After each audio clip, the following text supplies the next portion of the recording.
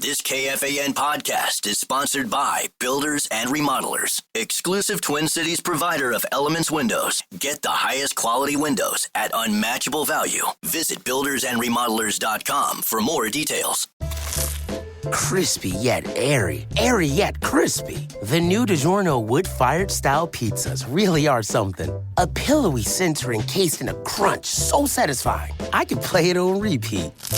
See? That's the kind of crust crunch you thought you could only get at a restaurant. And as the DiGiorno Digini, the authority on all things pizza, I'm here to tell you, call up the friends, dinner's at your place. It's not delivery, it's DiGiorno. Just in case you missed it, it's the top 5 sports talkers of the day. Now, it's time for Dan Barrero's Top 5 at 5. Brought to you by Gutter Helmet of Minnesota. Never clean your gutters again. Learn more at gutterhelmetmn.com.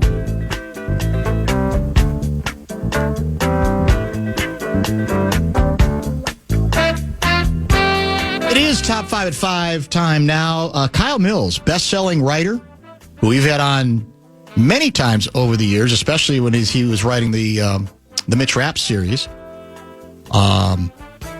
He's going to be back with us about a new direction he's going in, because he had his own body of work before he picked up the Rapp series from the late, great Vince Flynn.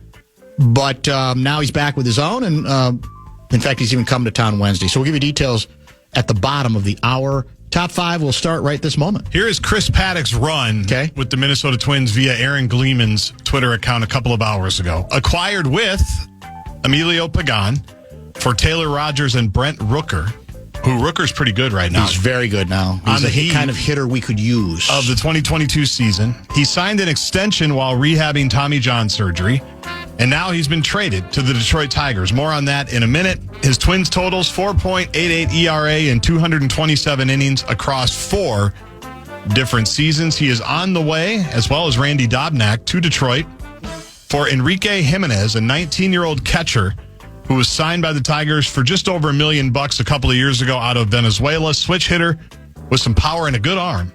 Twins have catching prospect depth. Twins needed it. There's your first trade of the 2025 trade deadline season. This is the predictable part of it, including players who just aren't that meaningful to the present or the future of the team. The proof will be, as we hit to deadline day Thursday, whether any of the big three, starting with starting pitcher Joe Ryan, might be dealt away. You've got, I think, 2 bullpen people, right, that's been prominent in the discussion because they'd be valuable to any teams. Jack's one, and who's our closer? Duran the other, correct? And that's, any of those are traded, that's much more seismic. There's several other players that I think are likely to be dealt. You get whatever you can for them, including who you got here. There's absolutely no guarantee, but Paddock is a guy who I just, don't think had much of a future with this team anyway. So this is the easy part. I think the harder part would be, what are you willing to accept for any of those 3 that we named? That's where you got to be, I think, pretty tough and pretty specific and pretty demanding. And if you don't get what you want, I still maintain, to me, what makes sense is you keep one of the relievers, you keep Ryan, and you're willing to trade away one of the other relievers for a good price, a really good price, because relief pitching, you feel like you can develop it, and it's a little bit more available year to year. I'd have no problem with that. But this is the easy part of the trade period for... I guess what I'm saying is, I'm not sure this is a concession speech that we're done, that we're no longer fighting to get in the wild card, even though I think that fight's over.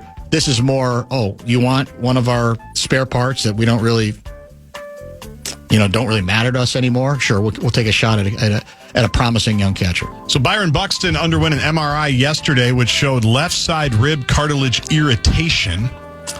He's listed as day-to-day, and that day will not be today. He will not play tonight. He's not in the lineup, unless I missed him. Let me double-check. It's Boston tonight, right? Yes. Now we're starting to play good teams again. The Twins host the Red Sox tonight. Simeon Woods-Richardson on the mound. It's Larnett, Castro, Correa, Cody Clemens, our guy, Lewis Wallner, France Vasquez, and Kiersey Jr. So no Buck tonight. But Lavelle is convinced that there's still every reason to play this thing out. He's also still not convinced about Cody Clemens, even though he did apologize. No, he did kind of. Clemens is batting cleanup tonight. That's where he is now. Is he playing first base again? He is playing, I think, second. Oh. Yeah, he's playing second. Okay. So there you go. Lynx lost last night at home for First technically one? the first time. They lost at Target Center in the Commissioner Cup final. Okay. If you want to be a purist, they have lost in Target Center once to the Caitlin Clarkless Fever, if you remember. Yeah, that's right. In the Commissioner Cup championship game. But in the regular season, they hadn't lost yet until last night. Brittany Griner with 22 points. The Atlanta Dream coming here to the House of Pain. And basically, we didn't play defense for the first half. Apparently, that's what it sounds like. And then it kind of fell apart again after we got back into the game. But they lose. Still have a 3.5 game lead over everybody in the W, including second place, New York Liberty, Dan, who just happened to be the Lynx' next opponent Wednesday night here at Target Center. Has Meesman gotten all of her papers yet from Belgium? Or because I don't think she's here yet.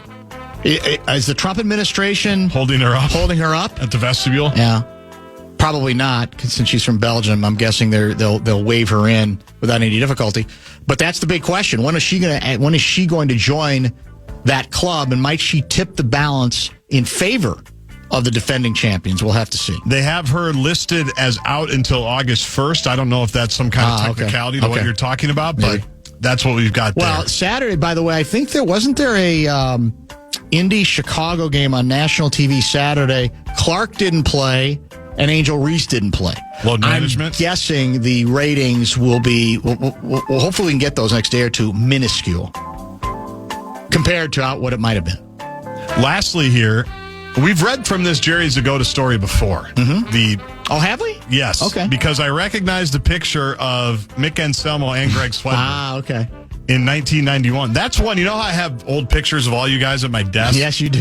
Like everybody. And thank God, because otherwise they'd all have been thrown away by now. You're kind of like the historian in that regard. Well, I think I'm the one person that worked here that grew up with it, and that's true. When I was 9, said I want to work here. Think about I it. like these guys. Yeah. My dad throwing the paper. Yeah, the whole bit, the whole deal, jackass, the whole thing. Exactly. Yeah. So I feel like I should have them. And I need this one of Swedberg. He's got a football on his knee and his elbow. He's talking to Mick, who's got his hand on his chin. They're just solving the world's problems. We've definitely read from it. And I can see why the fan workers at the time wouldn't have loved it. Zagota was not very friendly about the whole idea.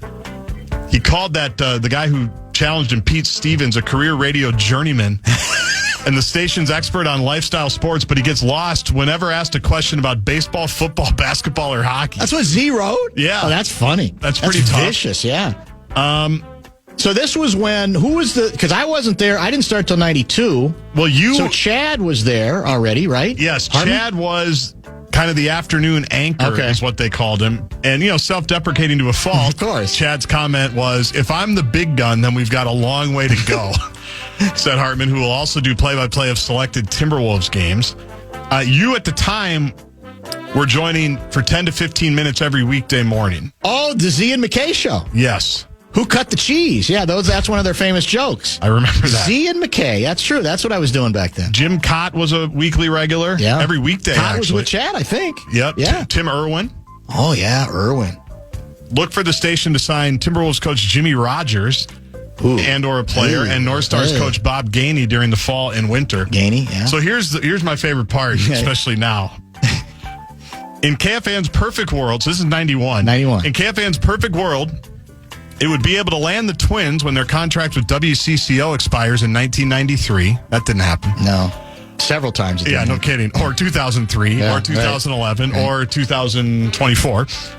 A lineup that somewhere down the road would include, say, Tom Bernard in the morning, Sid Hartman, and, the team of Patrick Royce and Joe Souchere would make the lineup complete. Greg Swedberg, we'd like all of them. Wow. Who wouldn't? Which is still what he says. Yeah. 30-some years later. It is bulletin board material for the rest of us. It is. Yeah. Now, here's the last Swedberg comment that I like, because apparently we didn't do much marketing back then. No, I don't Not think unlike today. Yeah, it's not all that different. Because you don't invite people to a restaurant till the food is good, Swedberg said. We're a baby radio station. I can't say how we'll change, but we will change. This won't be the same station 6 months from now, a year from now. We'll be flexible enough to respond to what sports fans want. If it's too much, we'll fix it. If it's not enough, we'll fix it. See? We won't market it until we feel it's right. Boom. Then when we get the rest it right, is history. We won't change it for 20 years, and we still won't market it. but that's okay.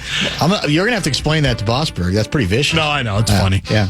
We'll mark it K102 and Cities 97.1. That's merely 34 years ago. Yeah. So 34 years later, here we are. And he would still put Royce and Souchere somewhere if he could. No question about it. Well, we've had Royce on before. In fact, we talked about trying to getting him in before the State Fair. Maybe we'll get him at the State Fair again. We'll see. That's references to good-looking women. I do remember, Z.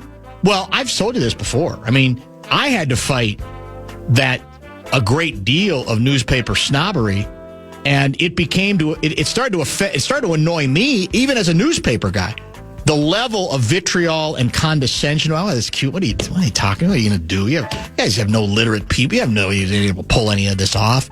And then, of course, as the station got bigger, then 10, 15 years later, every one of the people who was mocking it was going, you got any room for me? Yeah. Any gig I might be able to get? Any part-time gig I might be able to get on? Bunch of frauds. Funny. Yeah. Here's the last thing. Granted, this is 3 weeks in. Granted, 3 weeks isn't much transition time, but KFAN is facing several challenges, ranging from frequent engineering equipment problems to finding enough competent on-air talent to discovering how to fill 15 hours a day of locally produced programming without stepping all over themselves. There it is. I think you guys did okay. You know what, though? The good news is 34 years later with Z, we took the high road. We had him on, gave him a chance to... we honored him, had a chance for him to wax nostalgic about the good old days, and I think we'll let that go, if he will. If you're looking for Denny Green and KFAN, where do you look? Pretty much the high road every time. That's where we'll be. Pause here, and then a couple of interesting texts I want to discuss before we prepare to talk about to Kyle Mills about his new book. Gatorade Zero, the #1 proven electrolyte blend, made with zero sugar. Designed to hydrate better than water so you can lose more sweat and push more limits. Gatorade Zero, is it in you? Life moves fast. A new home, a new baby, a new chapter. But without an estate plan, your future's still vulnerable. With Trust and Will, you can name guardians, start a trust, create healthcare directives, and more. All online in about an hour. It's attorney-designed, state-specific, and built to protect what you love. Plans start at just $199, and every plan is safe, secure, and kept completely private. From families with young kids to adults caring for aging parents, Trust and Will makes it simple to take control, without a law office, paperwork stress, or court delays. Go to trustandwill.com and use code RADIO to save 20%. Start your plan today. Don't wait for life to force your hand. Estate planning is one of the smartest, most loving things you can do. Trust and Will is an online estate planning service. See website for details. Trust and Will. Man. Vikings football is back. You can come find our Mall of America street team each day at Vikings training camp to find out how you could win awesome prizes, including Mall of America mystery cards or tickets to an upcoming Vikings game. Get the full details now, KFAN.com, keyword calendar.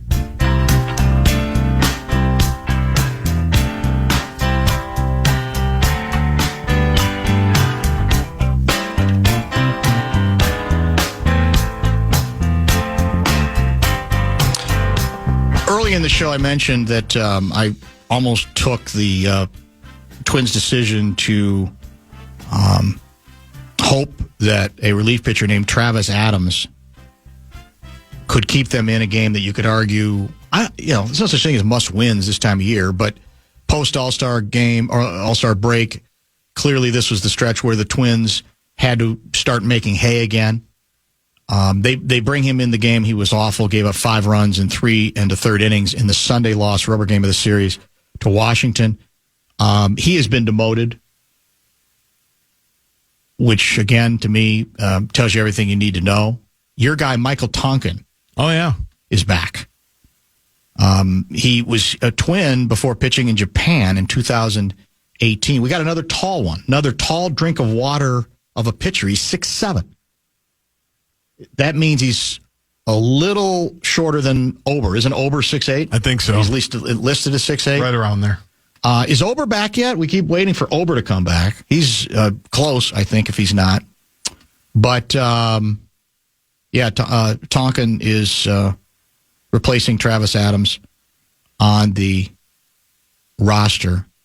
Connor Gillespie designated for release or assignment to make room for Tonkin on the 40-man roster, I should say. And Gillespie claimed off waivers from Miami on June 23. We've got I think it's a 3-game series with the Bo Sox.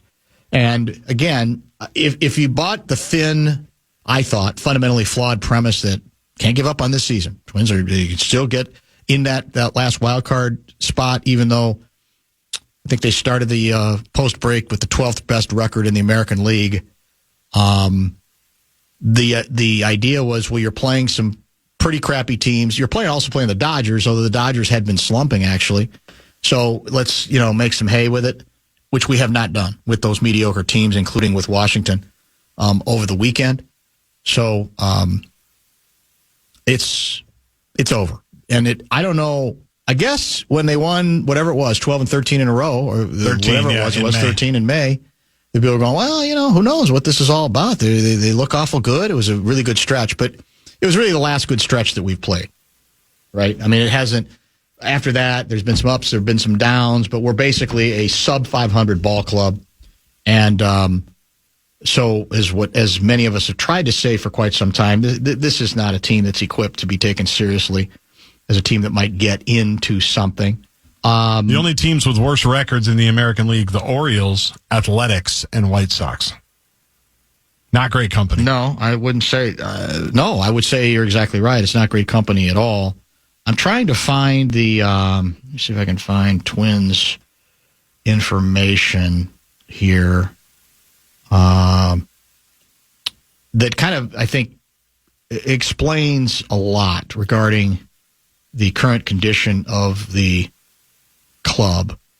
And it's a stat that from your guy Randball via StarTribune.com. So if you count what he describes as a burst to the finish in 2023 that resulted in an AL Central title, the Twins went 97-70 from roughly mid-August 2023 to mid-August 2024.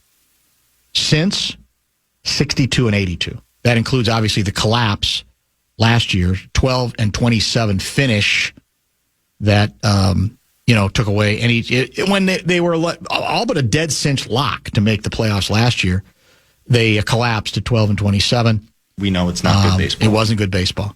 So 62-82, if you want to, it goes basically since mid-August in 2024. Before that, a collapse began. And, again, I don't want to dance in the grave because I feel bad for whatever fans are left, Twins fans. But to me, it's what, frankly, the organization has deserved. I mean, I like to think, I want to think that the baseball gods notice when you're coming off your best season in a long time, your first playoff win and playoff series win in forever, after making history for losing streak, ineptitude, you make the decision that, well, all that being true, doesn't matter. We still have to cut $30 million in payroll. And in my perfect world, the God said, okay, go ahead. You can do it. It's your team. You can do whatever you want, but you're not going to recover. And frankly, they haven't. They have not recovered. Now, I'm not going to sit here and say that $30 million was the difference, but you never know what it might have represented. That's the whole point. You don't know what you might have been able to acquire or add or give you more flexibility. And so, to me, the baseball gods help teams that help themselves. And the Twins have not come close to doing that. Now, are they cruel enough to also, bring injury upon insult? I'm not going to go quite that far. The injuries haven't helped. Pablo Lopez being out as long as he's been out certainly has not helped.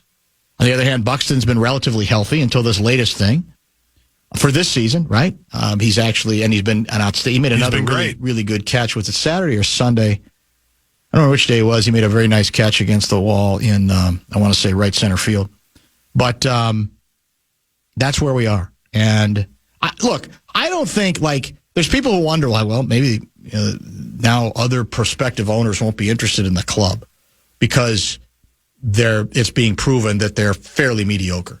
I don't think, if you're in the business of being a billionaire and you want a toy like this, I don't think that bothers you at all. You want your toy because you even have the ego to say, well, we'll do something about it. Or right. give me a chance to roll up my sleeves. Yep. and I'll try something about it. So I don't think it's going to like quash the momentum in any way, shape, or form. I don't even think it would make any difference if you traded away every good player from this. Well, maybe every good player would be a little extreme.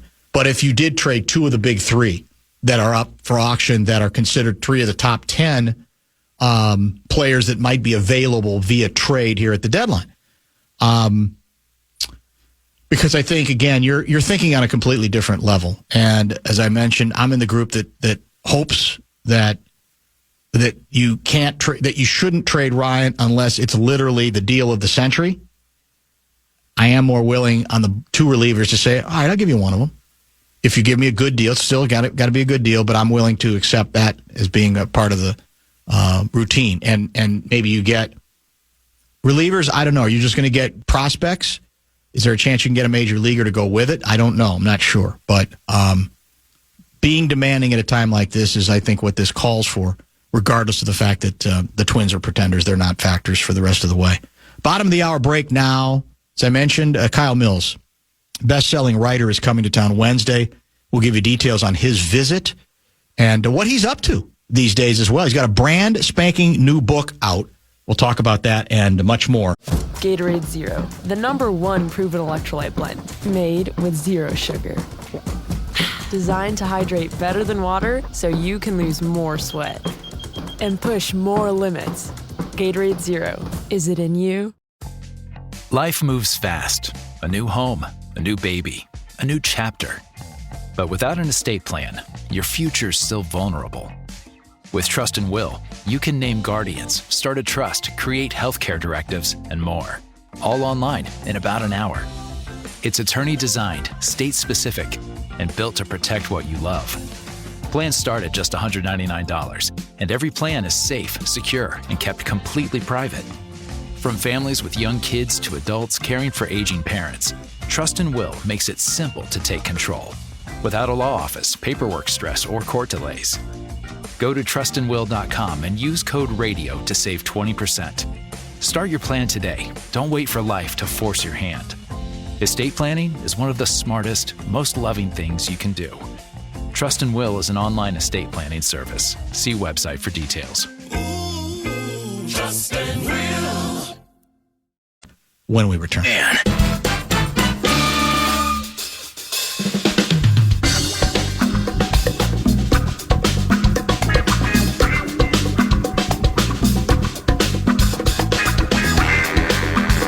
Well, our 4:30 guest, Jerry Zagota, who just wrapped up a 41-year career as a newspaper man, reminded us. And what did Z tell us? He says, I can't believe it's been 41 years. I can't believe that much time has gone by. Well, apparently it's been now 10 years that we've had our next guest on. This is the 10-year anniversary of our first visit with best-selling writer Kyle Mills. Often, he's joined us in studio. Today, he's joining us by telephone via the Connecticut Water Systems hotline. That's amazing to me. 10 years ago? Yeah, happy anniversary. I can't believe it either. That's remarkable is what it is. That's a long, long time ago. Well, welcome back. Good to have you back. Kyle, will remind folks a couple times, is hitting Minneapolis. Once Upon a Crime will be his location Wednesday night, beginning at 6:30. And this is the first time you're going to be hawking not your latest installment in the Mitch Rapp series, but I think the first time that you're going to be talking about one of your own. Is that correct? Yeah, hard to believe, too. 9 Mitch Rapp books in the bag. And, I've started my own series. I left the Mitch Rapp gig, which was hard to do, but I felt like it was time to get back to my own series, and now I've finally finished it. And it's going to be out on the 29th. Called Fade In. And let me, I know we've talked about this over the years, I'm sure. Are you a guy who avoids reviews of your own books, or do you run to read them eagerly, regardless of whether they are kind or cruel? It's funny. I never read my own reviews until I started the Mitch Rapp stuff because it was really important. I feel like if I write one of my own books, it's what I intended, but I wanted fans to love the stuff I did with Mitch.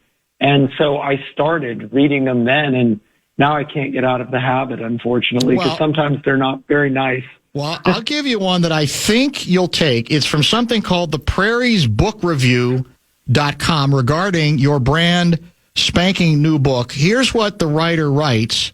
Mills spent, well, first of all, it's called a searing, cerebral, high-stakes knockout. Mills spins a tale soaked in paranoia and philosophical rot.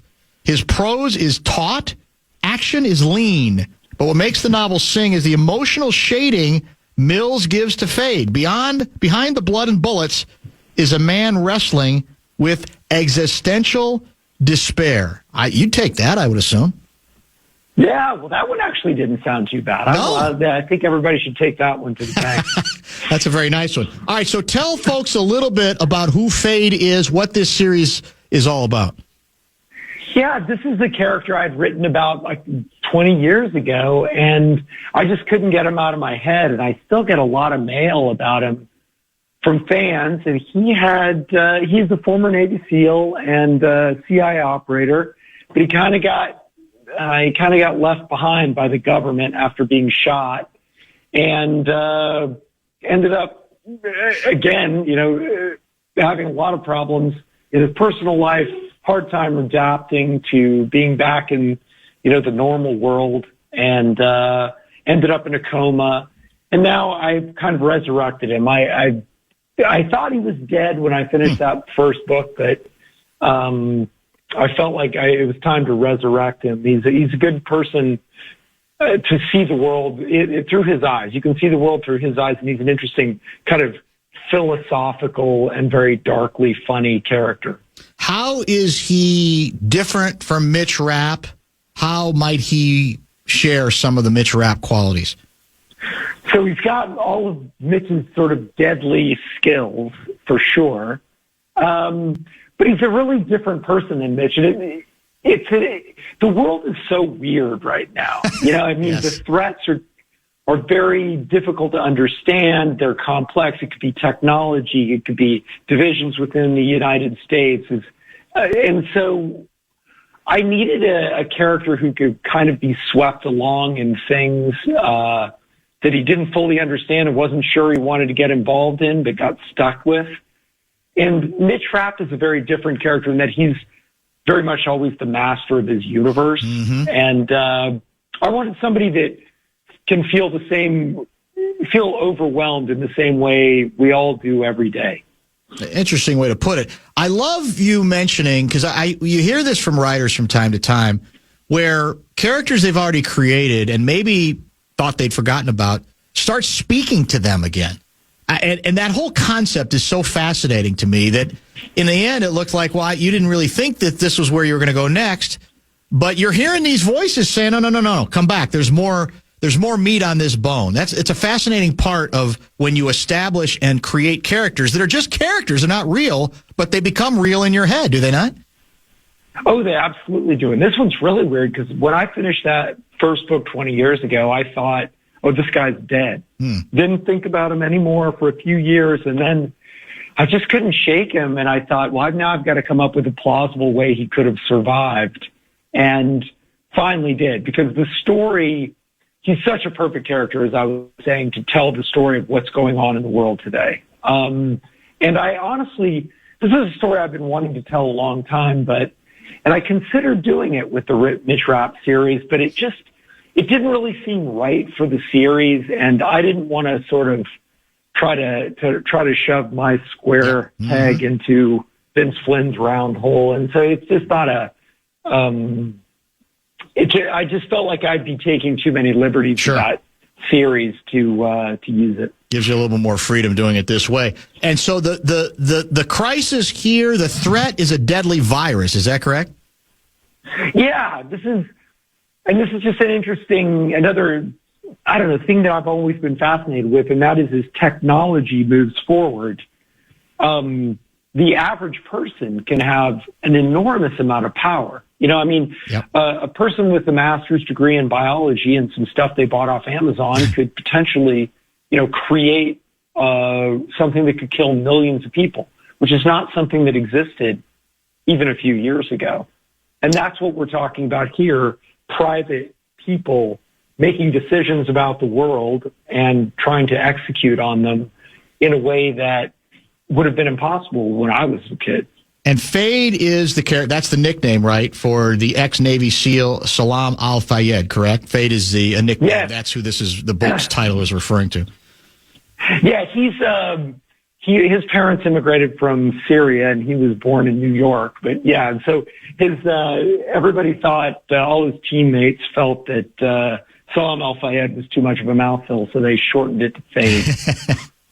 And the rest is history. So the challenge would seem evident that when you try to continue and successfully continue the Mitch Rapp series and pay homage to it and to be faithful to it, that when you're saying, okay, now I want to write my book again, back one of my characters that I developed, are there stretches as you were putting this thing together where you're going, well, wait a minute, is this me again, or is this me still trying too hard to sort of match up with the Rapp series and with Vince? Was that a challenge at all, that whole stretch, that whole challenge? I thought it would be. I really wondered how long after. I had spent my last decade in Mitch Rapp's head, and I thought, am I going to start writing Fade and he's going to sound just like Mitch Rapp? Mm-hmm. And I think I thought, after a couple of months, it'll come back to me. But honestly, it was a couple of days. And I felt like I was right back in Fade's voice. So not as difficult as I thought it was. And he's a pretty quirky character, too. So he's a very different, like I said, same deadly skills, but a very different personality to Mitch Rapp. As you look back on the 9-book run, what as a writer, and maybe even beyond that, what did you think you learned through that whole experience? Because that's a long time. Yeah, I learned a lot. The funny thing about Vince and me, or my writing style, was really not that similar to Vince's, which I was always surprised I got the job, to be honest with you. But what that did was it really made me want to emulate Vince's style when I was writing the Mitch Rapp books. And so I really studied them. I'd gone back and read them all in one push and took over 100 pages of notes and all these things. And so he did things that I had never done before, like writing really, really long action sequences. So the stuff that I learned from Vince, a lot of it was about action. It's about pacing, really moving books super quickly and making them exciting and all these things. And I've tried to bring that to Fade, whereas I think I became a much better writer because those were weaknesses I had, and I just got to spend 10 years working on them. And I don't think I knew that they were weaknesses until I really started studying what Vince had done. Kyle Mills is our guest. He will be at Once Upon a Crime Wednesday night in Minneapolis at 6:30 to talk about his new book, Fade In. And you mentioned the action scenes. I think good action is really hard to write. When it's good to read. But you think about, yeah, some action, you just put some stuff together. But there is an art to it. So how did you perfect it in your case? How did you get better at it? What was the key? What do you think is the key to effectively capturing an action sequence? Well, certainly when I was studying Vince's stuff, and I remember thinking, I had read, I think one of the longest action sequences he ever wrote was like 30 pages or something. And I thought, oh my God, the longest one I've ever written is 4. And so they were very cinematic. And that's what I realized you had to really be in that moment, and every detail had to be dialed in. So, I had wrote a scene where Mitch is attacked in his home, and I had big diagrams of his grounds. I have diagrams of his house, and some of the walls bullets wouldn't go through, and some of the walls were just normal and bullets would go through. And like every person he killed, you had to mark where they died and if they were just wounded and what happened to them. Because you can finish the book in or finish the scene and accidentally think, well, there were 9 guys went in and he killed 12. How did that How work? did that work? Yeah. And if you do that, then they start to feel very real because you're kind of in the scene watching all this as it goes. And the more, you do like 5 drafts of it, and every time it just feels more and more real. In this, it sounds like you're already working on another Fade book. Is it? So are you going to stick with this character for a while? Yeah, I've got the rough draft done of the next book in the series. I really like writing this character. He teaches me a lot too, because he always comes up with great, philosophical statements about what's going on, or a different perspective about what's going on. And his relationships are really interesting with the guy he works for, is this billionaire who basically has decided that the billionaire class is getting so powerful they have a responsibility to try to calm the world down and stabilize things, because the politicians seem to just be making it worse. So he's trying to ride herd over them, and he feels like, at some point we're going to need people with these kinds of skills, Fade's kinds of skills, when things get bad. Yeah. And of course, in thriller novels, things get bad very quickly. Well, one of the things I've seen you talk about elsewhere is just the technological pace we are at in terms of AI. A lot of different things, changes that maybe the average rube amongst us doesn't even realize at this point. Can you speak to that a little bit as you do research in these sorts of things, in terms of how fast things are coming now and what the cosmic meaning of it all might be? Well, here's a funny fact, is that when I started writing Fade In, AI wasn't really a thing. People were kind of talking about it, but there wasn't anything you do with it. And at the end of it, here we are with publication, and it's starting to take over the world. I mean, can you imagine, if you'd been born in 1650, when you died, nothing, if you'd lived to be 100 years old, nothing really would have changed. And now, you wake up in the morning and you think, oh my God, is my job, my job going to be gone? My publisher going to call and say, AI is a better writer than you. Talk about a blow to the ego, right? It is, and it's another interesting thing that's going on. Just speaking about AI, there are a million things. But, when humans we've always thought we were kind of the top of the heap. And I think it's going to be a real psychological blow to us when we realize, oh no, AI can do everything better than we can. Well, this is maybe maybe it's a peculiar question, but as an avid reader that goes to bookstores all the time, over the decades, something that I've observed, I think anecdotally, I believe has been confirmed, according to the analytics, and I even think there's been articles written about this. There was a time when, let's say in the historical fiction category, you could find almost very, very few female writers. It was dominated by male writers. I look at some of those same genres now, and I have a hard time finding a male writer. It has become dominated by women writers. And a couple people have written on this, that there is now this odd, almost, reversal that's taken place here. Are you aware of that? And what's that about? Is there a reason for that? Is it just, all right, we're just evening things up because women for so long had so few opportunities? Because I feel like it's hard now to find men who are male authors going down this same road. Well, one reason is because women read a lot, and men are reading less and less. Less and less. Okay. So the genres that the women are writing in are selling extraordinarily well. I would say still my genre is dominated by men. It is. But, I'll tell you, if you could sell as many as a, popular romance writer, you'd be doing really well. Yeah, there's no question about that. All right, so you're coming back to town Wednesday night, Once Upon a Crime, a spot you're very familiar with at 6:30.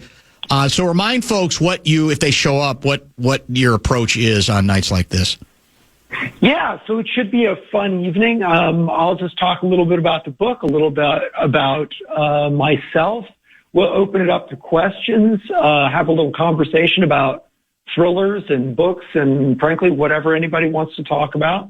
And then I'll sign books for anybody who wants them signed, and just sit around and have some fun. They're always good events if you're a book lover. For sure, and I think you'll even talk about the sort of the geopolitical issues of the day, too, because we've talked about that from time to time as well. So let's, as we wrap up, go there a little bit. I mean, it feels crazy. It feels more volatile than ever. Again, there's a lot of examples in the history of the world where we forget how volatile it once was.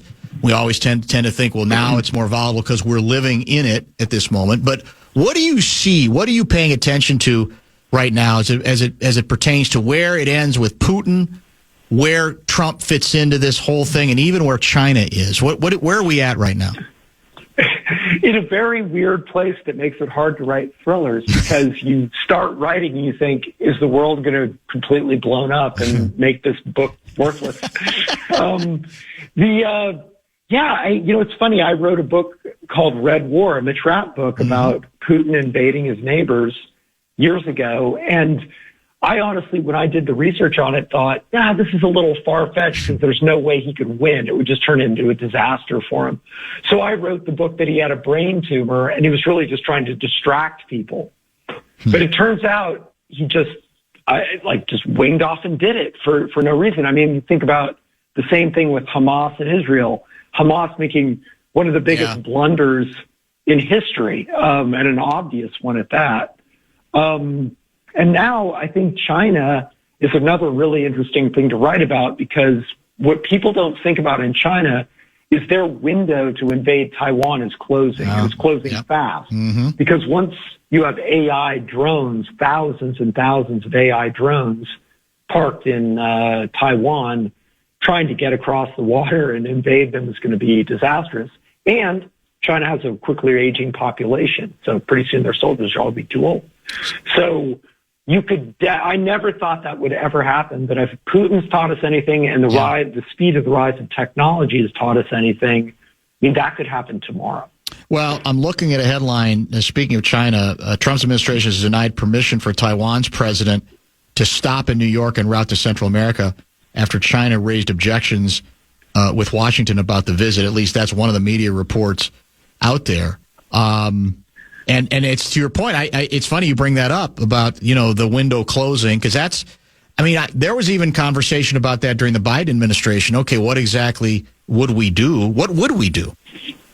I have no idea. Like that is such a quagmire that would drag in, all of Asia, the United States. And it's really another thing that's very interesting and I think very hard to write about, or what makes it hard to write, is America's definitely rethinking its position in the world. And I've lived all over the world. My father was a diplomat. I live in Spain. And I can tell you that the world really certainly the Western world considers America be sort of the rock that they're anchored to. And now, as we decide to pull back from that role and be more inward looking, I think you're going to see a world that becomes a little unmoored. And I think could potentially create a fair amount of chaos. I got a text. As low, we need more. As if, that's it. Mike from Chaska with a question. I'd be interested in getting Kyle's take on the publishing industry with more indie authors, self-publishing, and Audible/Amazon, plus traditional publishers seem more volatile than ever. What do you make of what Mike said there? Yeah, I mean, it's absolutely true. It's really interesting that because of all the changes in publishing, the fact that you can go, that digital is so popular, and so people have good distribution, even as an indie author. There are fewer things that publishers can do because there's not a lot of print media, not a lot of reviews anymore. It's almost like the indie authors can do more and more every year as far as being really good at publishing themselves. And the traditional publishers have less and less ability to push an author. So it's almost leveling the playing field a little bit. And a lot of indie authors are doing extremely well. Last item for today, and I probably shouldn't have waited this long because it's such a volatile subject. You kind of alluded to it already, but I saw a quote today from an independent Senator, Angus King, out of Maine. I wanted to get your reaction to it on the fly here. And he wrote today, or said today, I cannot defend the indefensible. I am through supporting the actions of the current Israeli government and will advocate and vote for an end to any United States support whatsoever until there is a demonstrable change in the direction of Israeli policy. We've seen bits and pieces of this before. This obviously has to do with a lot of humanitarian aid there, etc.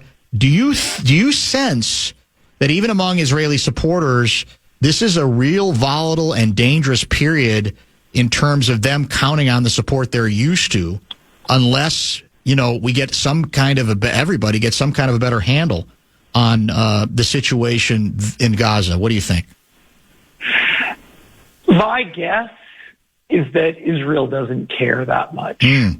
That they saw this as a really serious attack. They see no future, because anytime Hamas gets any money together or starts to do better, they're going to use it eventually to attack them. But the problem with that is there's kind of no end to it. And I wrote a book actually about Israel once, and I remember after doing all the research thinking, wow, that's hopeless. Yeah. And usually I can think of it as some sort of far-fetched solution to win the day for the end of the book. And I thought, man, there is none here. Yeah, it's hard to argue for sure. All right, Wednesday, Once Upon a Crime, 6:30 p.m. The new book is called Fade In. Are you, by the way, still in Granada? Still living there most of the year, or are you still kind of moving back and forth? Still move back and forth. We will be heading back to Granada in the middle of August after the book launch, and we'll be there for a year, and then awesome. We'll come back here for a year. It's kind of the best of all worlds. Good. Best of luck on the new book. Great to hear your voice. We always appreciate the time. Always glad to help out. So please keep in touch. Thanks for having me again. It was great talking to you. Absolutely. Thank you. Kyle Mills is his name. He picked up the pretty significant, had a lot of pressure on him to live up to the Vince Flynn legacy for the Mitch Rapp books. Did an outstanding job for 9 books. That's moved on to Don Bentley, a guy we're going to have on, I think, in the next couple of weeks. Because September, the new Rapp book will be coming out then. So we'll continue that tradition. But I like this tradition as well. I like Kyle a lot, and I'm glad he gave us the time. And I'm going to pick up this new book called Fade In, because it sounds like it has potential for a very good series as well. Top of the hour pause. We'll get to some texts and some other controversies in our final. Gatorade Zero, the #1 proven electrolyte blend, made with 0 sugar. Designed to hydrate better than water so you can lose more sweat and push more limits. Gatorade Zero. Is it in you? Life moves fast. A new home, a new baby, a new chapter. But without an estate plan, your future's still vulnerable. With Trust and Will, you can name guardians, start a trust, create healthcare directives, and more. All online in about an hour. It's attorney-designed, state-specific, and built to protect what you love. Plans start at just $199, and every plan is safe, secure, and kept completely private. From families with young kids to adults caring for aging parents, Trust and Will makes it simple to take control, without a law office, paperwork stress, or court delays. Go to trustandwill.com and use code RADIO to save 20%. Start your plan today. Don't wait for life to force your hand. Estate planning is one of the smartest, most loving things you can do. Trust and Will is an online estate planning service. See website for details. Trust and Will. Final 30 minutes for. Comedian Jordan Klepper is bringing the laughs to the Fillmore on December 14th with the Suffering Fools Tour. One night only. High energy, big laughs, no filter. Tickets are available now for the added matinee show as well. Get all the details at KFAN.com, keyword calendar.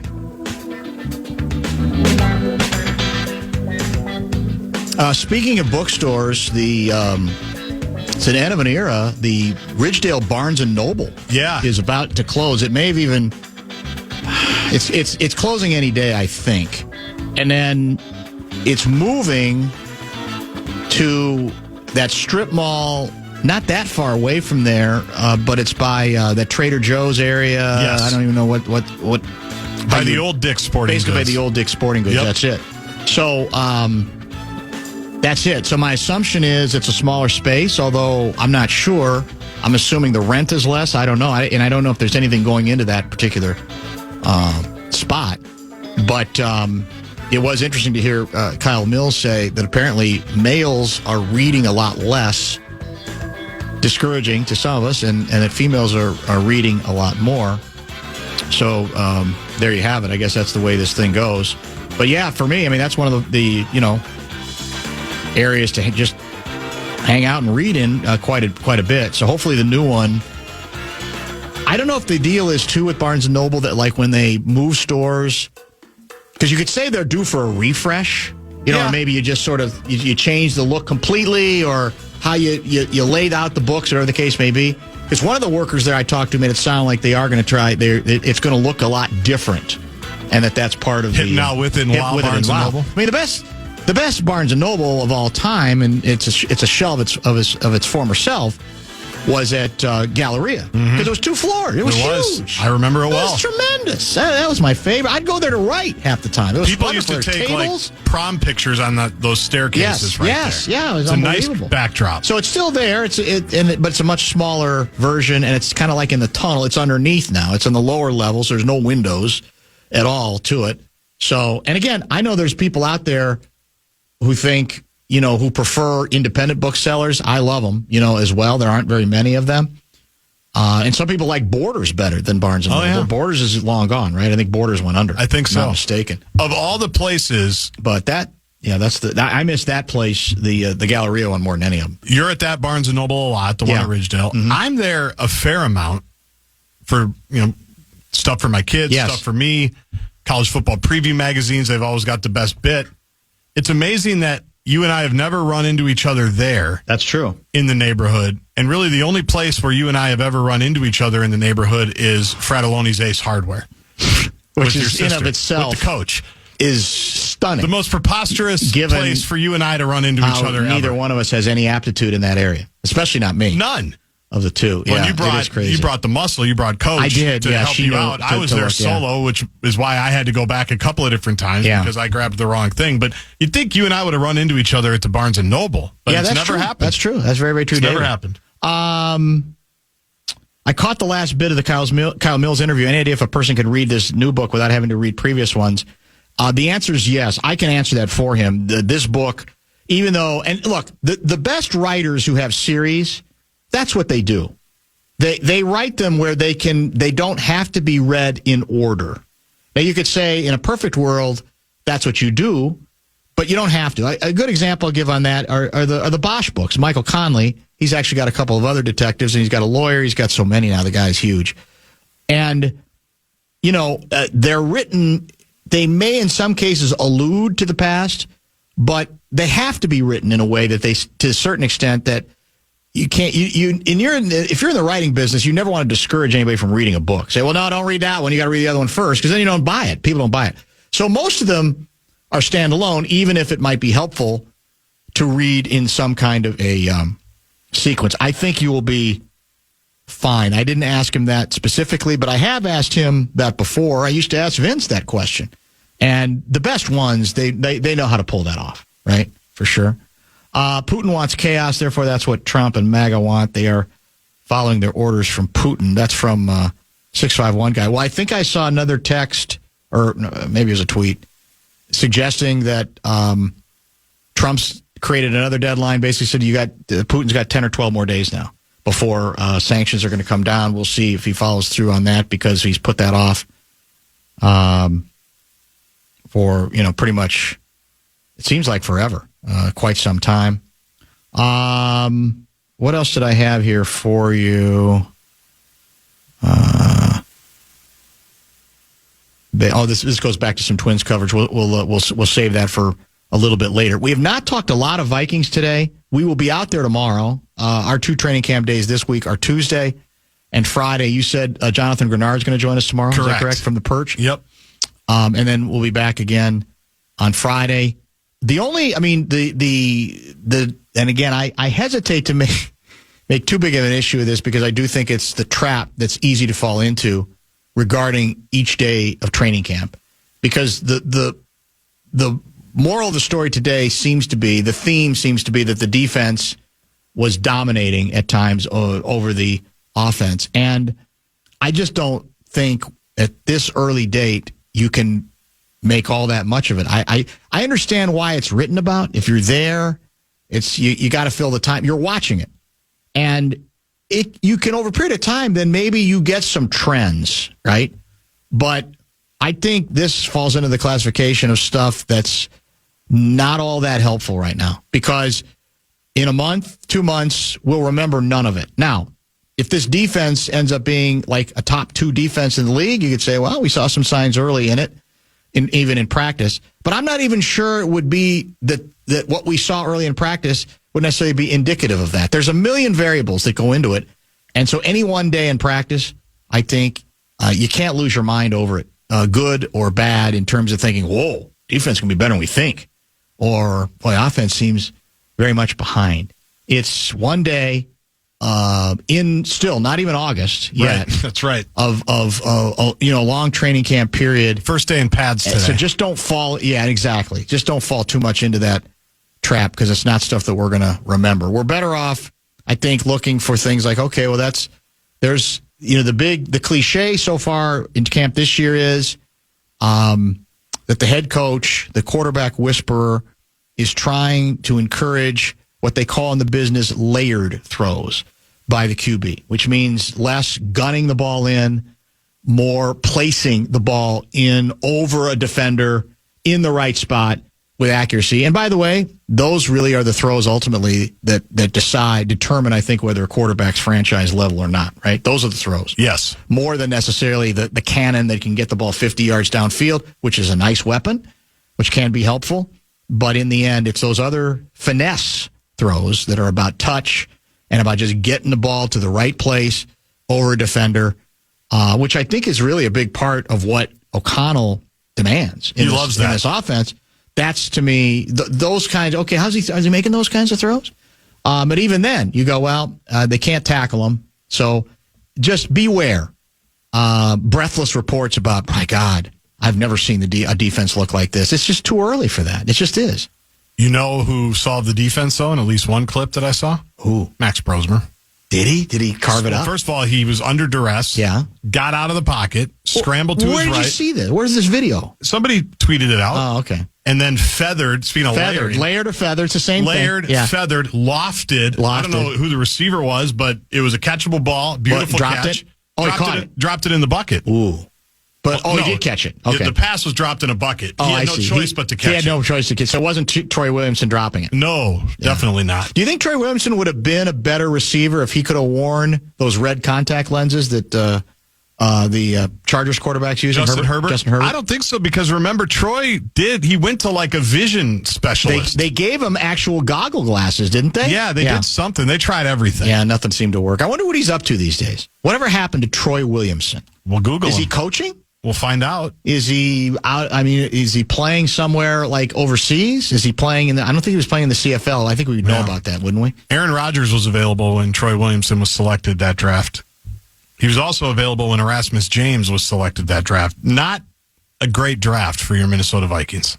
Gatorade is the #1 proven electrolyte blend designed to hydrate better than water.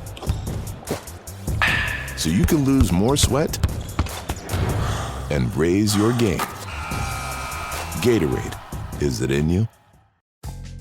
Life moves fast. A new home, a new baby, a new chapter.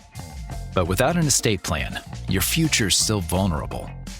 With Trust and Will, you can name guardians, start a trust, create healthcare directives, and more. All online in about an hour. It's attorney-designed, state-specific, and built to protect what you love. Plans start at just $199, and every plan is safe, secure, and kept completely private. From families with young kids to adults caring for aging parents, Trust and Will makes it simple to take control, without a law office, paperwork stress, or court delays. Go to trustandwill.com and use code RADIO to save 20%. Start your plan today. Don't wait for life to force your hand. Estate planning is one of the smartest, most loving things you can do. Trust and Will is an online estate planning service. See website for details. And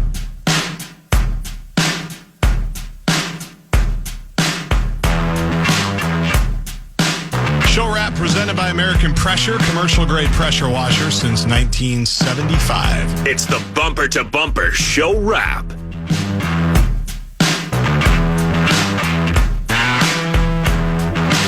All right, final 10 or 15 minutes of today's broadcast. Reminder again, we'll be back at TCO Performance Center tracking your favorite football team, the Vikings, tomorrow.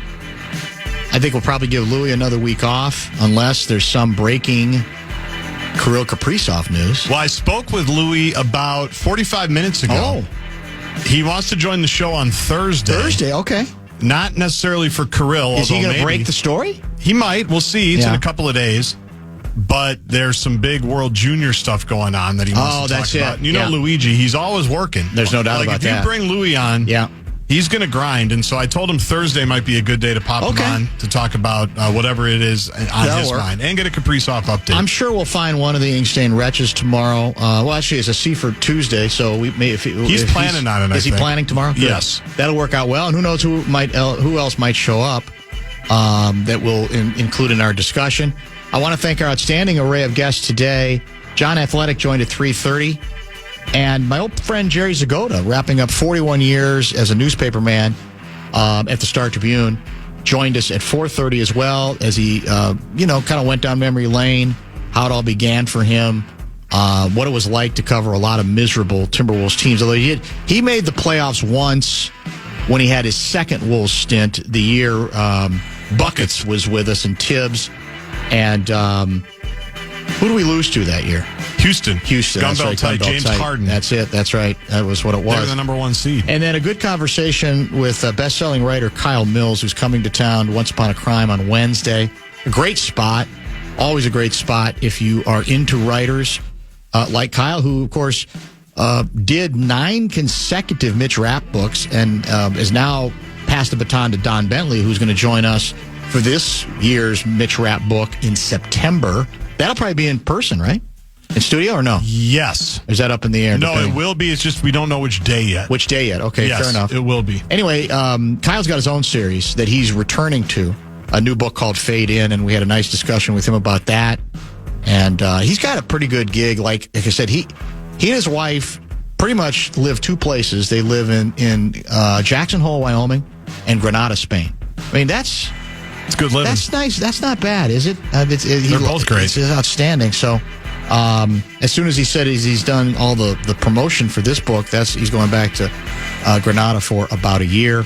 Kevin in Eden Prairie will kind of bring us back to an earlier part of the program where we doubled down on our savagery of one Shaquille O'Neal. We got into that with Johnny Athletic a little bit as well regarding his ongoing obsession with not just criticizing aspects of Rudy Gobert's game, but making it seem like he ought to be cut. It's moronic, the whole situation, but it's ongoing with Shaq. Kevin in Eden Prairie writes, I've only caught pieces of the show today, barely any snippets of what Shaq has been up to in recent months. I don't know if he's concerned about not being in the spotlight. His beef with RG3 over Angel Reese, his apparent issue with a very dominant defensive player that gets compensated accordingly, given the era in which Rudy plays. That's a great point. That's also part of the story. Defense is valued in a different way today. It's confusing and sad mostly. Does he know that Kirk Cousins has 1 playoff victory while earning $250 million strictly off playing contracts? Are Joe Montana or Steve Young freaking out? Well, certainly not publicly, that's for sure. Shaq needs to calm down a bit. His legacy is only getting hurt. These kinds of issues that he seemingly inserts himself into. Love the show. Thanks for everything you all do. That's Kevin. Very well thought out. Prairie, extremely well thought out. And look, maybe privately Montana and Young do too. And again, I have no problem with people saying I wouldn't pay him that much money. But to pretend that there's not value to what he has offered this franchise since he got traded here. Think of, again, people forget so quickly how bad and how long and inept this franchise was. And now it's like we're taking for granted. I know he hasn't brought a title here, but we're taking for granted getting to the conference finals 2 straight years. It's confounding to me how quickly people forget. As if they think that's all Anthony Edwards? It's not. No. Especially not on the defensive end. No. It's just but again, it's not. We're in a highlight world, we're in a viral world, and it's much easier to isolate Rudy's ineptness in terms of his hands offensively, and even how sometimes when he gets isolated, it doesn't work. But I heard Scalabrini talk about this morning, and he said, I got to tell you something, boys and girls. Again, you can look at the viral moments, but the analytics, even when he ends up in that kind of mismatch, correct, are actually more in his favor than you think. You just don't remember those moments because they don't fit what you want to believe about the player. Well, I'm excited that Scalabrini is going to be part of the NBC coverage, right? Didn't they just announce that? Isn't he going to be one of the analysts? NBC or Prime, one of the two. He's in a bunch of. He's in the NBC stuff. I think some in studio, some analysis. The question is, will he keep doing his SiriusXM gig? Oh, because he's very good at it. Yeah. But you only got so much time, so we'll see how that goes. But to his credit, he has been on top of all of this Rudy nonsense and said, "What are we doing?" He knows ball. I'm sure he didn't. Shaq didn't mean it literally that I hate him. You can drive yourself crazy with that, but that's where I think's got a lot of people going, "What are you doing?" How about the pickle Jeff Teague's in? Did you hear about that? No. We'll save that for tomorrow. The short version is he basically said everybody knows that LeBron was on steroids when he was in Miami. So then he had to talk that back and say, "You people are weird." I don't know. I'm just playing around. That kind of thing. There's been 2 or 3 times with Teague. What are you doing? Exactly. I have no idea. Just because, I say this all the time, just because someone has a podcast doesn't mean you need to listen to it. That's 100% true. He's right up there with Gilbert Arenas. Very, very close. A fan on Demand on the Air. Is that what's coming up next? Big Twins game tonight. Against the Red Sox. Against the showdown this year. What if we start dominating even though we're playing better teams? That'd be great. Why not? I'm not counting on it. Good luck. I wouldn't Body either. Divots. That's for sure. Fan on Demand on the Air, I'm assuming, is coming up. You got it. And then it's a Dan Patrick night. Even better. Enjoy the steam. I think starting tomorrow, it's supposed to moderate finally a little bit, but stay sky aware tonight. More storms allegedly heading our way. A lot of things that are easily correctable. Where are we, America? Thank you for the memories. Thank you for the great time. We love you, Dan. Gatorade Zero, the #1 proven electrolyte blend, made with 0 sugar. Designed to hydrate better than water so you can lose more sweat and push more limits. Gatorade Zero, is it in you?